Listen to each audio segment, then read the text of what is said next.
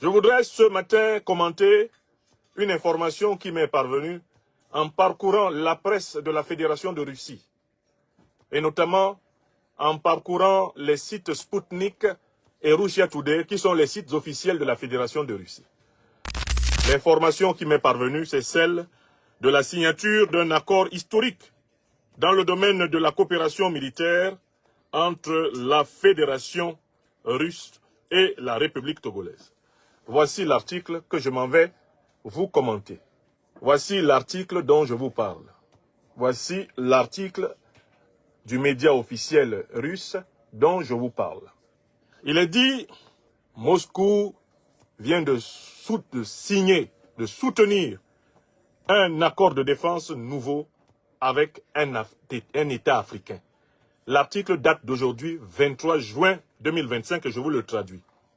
L'accord de défense passé avec le Togo est centré sur le principe d'exercice militaire commun entre l'armée togolaise et l'armée russe, la participation du Togo et de la Russie à des exercices militaires au Togo et en Russie, la coopération militaire, la coopération économique et le soutien médical entre les deux armées.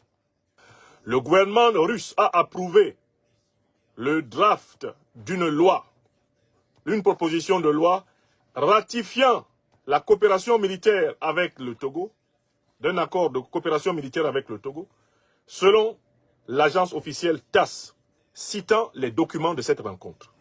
La décision prise par le gouvernement devant la commission législative a pour but de renforcer les liens entre Moscou et l'Afrique de l'Ouest, à un moment où ces liens entre l'Afrique de l'Ouest et la France sont en train de s'affaiblir. Ce deal inclut des provisions des dispositions pour des exercices militaires conjoints et des entraînements conjoints des deux armées, a révélé Vladimir Grouzdev, membre de la commission et président de l'association des avocats de la Fédération de Russie. Conformément à ce pacte qui a été signé, nous rapporte Grouzdev, les armées russes et togolaises vont également coopérer en matière d'assistance médicale dans la sous-région ouest africaine. Monsieur Grouzdev présente le Togo comme un partenaire stratégique acquis par la Russie et présente le Togo comme l'une des armées les mieux organisées et équipées en Afrique tropicale. Selon toujours Vladimir Grouzdev, qui est cité ici par Russia Today, le Togo, à titre d'exemple, a aujourd'hui le port maritime sur l'océan Atlantique le plus achalandé, le port le plus fréquenté, le port stratégique le plus important de toute l'Afrique de l'Ouest, puisque c'est par ce port que transitent essentiellement les produits du Niger, du Mali et du Burkina Faso. Si tu veux, faut signer un accord militaire avec Corée du Nord, Corée du Sud, Corée du Centre, États-Unis de l'Ouest, États-Unis du Nord, États-Unis de tout, tu vas quitter le pouvoir. Tu n'as même pas honte, franchement. Tu te vois encore te ravitailler militairement parlant avec un peuple qui est inoffensif. Ça fait honte au Togo. Tu vas quitter le pouvoir en 2027, je te jure. S'il y a un Dieu, 2027, tu vas rester au pouvoir.